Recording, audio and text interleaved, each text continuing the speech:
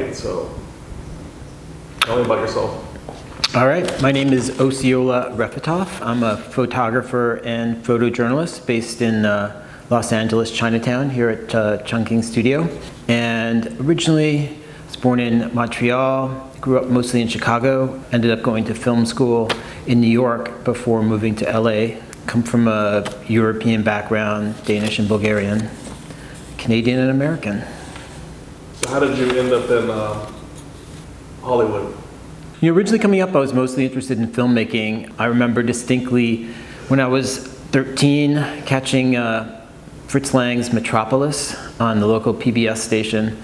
I so remember that exact moment where the idea that filmmaking was something special. And a year or two later, the University of Chicago had a Fritz Lang retrospective, so I got to see all of his movies. Became interested in becoming a filmmaker. Most of the people that I looked up to when I was coming up were all the big mise-en-scène directors like Fritz Lang, like Orson Welles, Stanley Kubrick.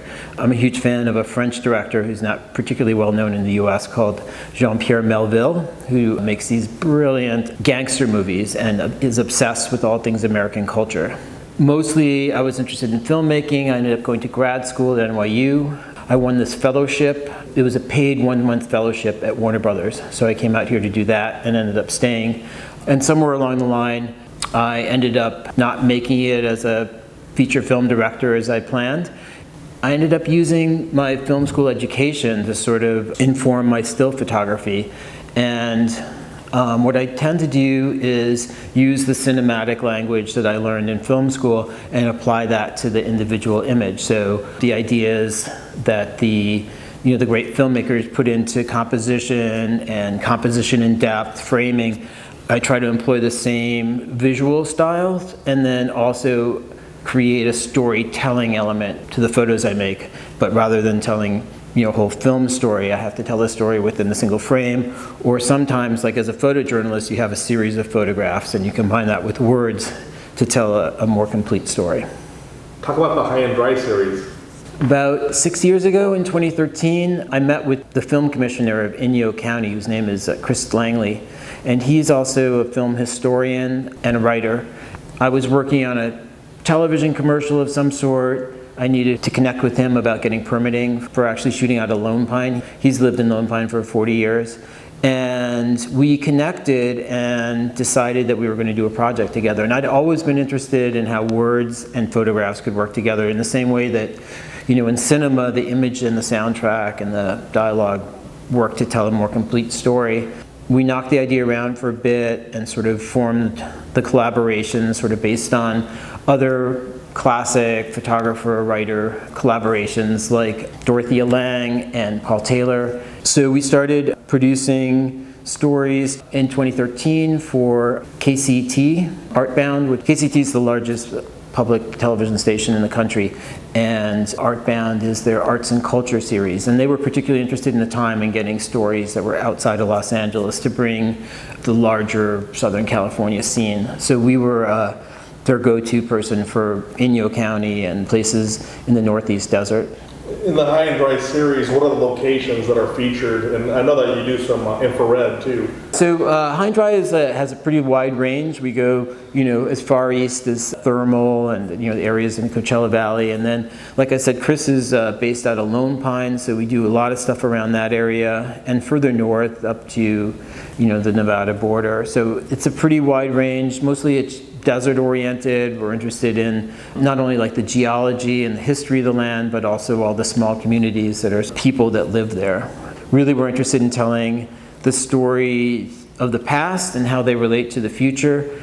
And one of the series that I do in conjunction with that project is called Ozymandias, and it is all infrared photographs. It's really a reflection on our history in the desert, like as a culture, the things that we've left behind, all of the ambitious structures and enterprises that have ultimately failed, and just to see how those things relate to our current relationship to the desert, what our legacy is going to be.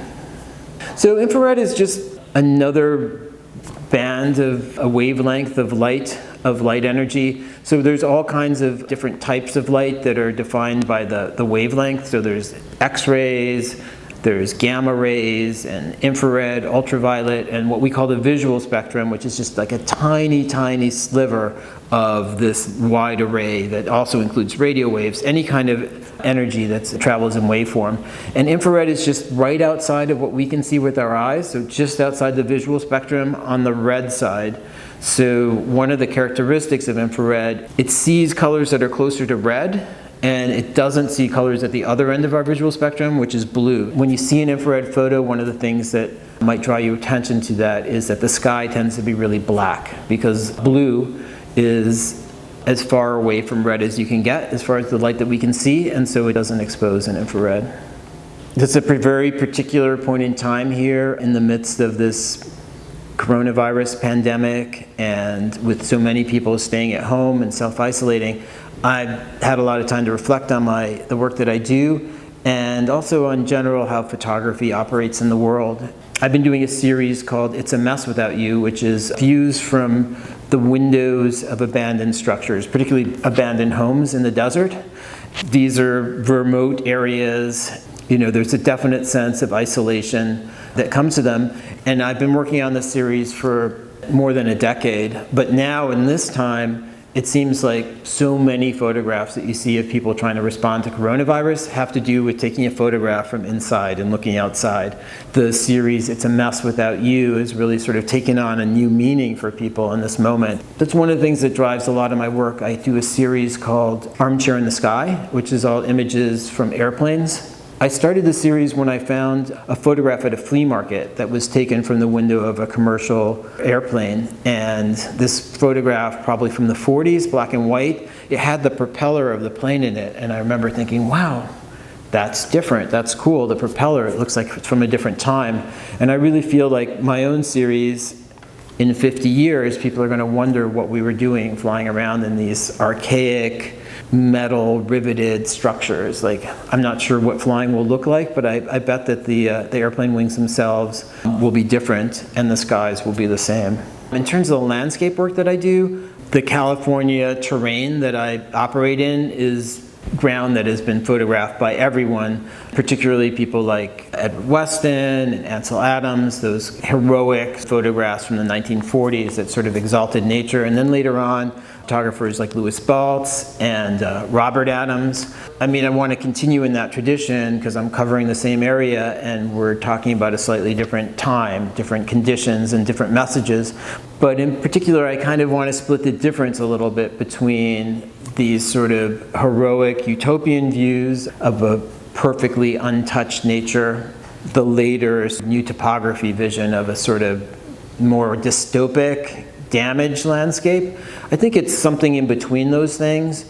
And one of the things I try to do with High and Dry is to get people to reflect on the value of the desert lands. Portraying them as being untouched, as being perfect, they're not. They haven't been for a long time. Places like Yosemite have parking lots and telephone wires and all sorts of things that are imperfect. So I think one of the things I try to bring to the work is to show that the landscape has been impacted, but it's still awesome and beautiful. I like to also throw in the perspective of our own endeavors, of our human endeavors, the things that we create, and how those sort of live in opposition to this topography that is built up over the millennia. Talk about this award that you got. Probably the work that I'm best known for is the It's a Mess Without You series, which is the desert windows. It's just gotten a lot of attention, I think, recently because of the coronavirus, perhaps. The award that I won in France, it's an award that's given by the British Journal of Photography, which is the oldest photography journal in the world, and a gallery in Arles called Gallery Wheat. The idea behind the award is to bring a new audience to the winner. In this case, I won the Outstanding Series Award. Generally, the person who wins that award gets basically a solo show in Arles during this massive photography festival where there's 150,000 people in this small town in the south of France. Now, they canceled the festival this year, so it's another sign of the times to sort of think about how the photographs can operate more in the internet exhibition space. Mulholland in 1913 opened the LA Aqueduct, which brings water from 233 miles north of here. So the whole dynamic of how that water moves from the desert communities that have been deprived of their water in order for this growing metropolis to satisfy its enormous thirst, and that water ultimately ends up in the LA River. So one of the things I try to do with the work and that we do with High and Dry is to sort of explore all the different elements of the way that the water moves to Los Angeles and how it's used and where it goes in the end. So this summer, one of the self-isolation things I've been able to do, I've been going down into the LA Aqueduct with my bicycle, taking photographs. Earlier this year, a book came out that I did with Shana Nice Dambrot, who's my girlfriend and also the arts editor of the LA Weekly. The book's called Zen Psychosis, and it includes pinhole photographs that I took and marries that work with her first published work of fiction. So she's incredibly well known as an art critic and writer. This is a novella written based on her real dreams. So she kept a dream journal and basically transcribed those into what operates like a narrative story. And the photographs I took, these pinhole images, have sort of a dreamy and nostalgic character that fits well with the dreams. Her writing and the pinhole photographs themselves were mostly taken about 10 years ago, and she wrote the book about 10 years ago, and so they just came together. But with the publication of the book and the interest that people have had in the pinhole work, I've sort of gotten back into doing pinhole photographs. And I was recently in Antarctica with my dad, and I mostly took pinhole photographs and some infrared photographs because that's already a place that's been so documented by so many people that I figured another color photograph of an iceberg wasn't something that the world needed. And I won this artist residency for next year. It was supposed to be actually this fall, but in the Arctic Circle. So I'm going to be doing some more photography, pinhole photography of the Arctic, and put together both the Arctic and Antarctic work into my bipolar series of photographs. I think these days, we're much more engaged with our dreams, maybe because we're sleeping a little bit longer, we're not setting alarms. I find that I've had a lot of conversations with people that seem to be doing a lot more dreaming than they have in the past. That's why this book is particularly interesting to people right now. I think that, over the course of time, people have really always been interested in dreams, but especially so now. I dream a lot. All right, great. Let's talk again. Yeah.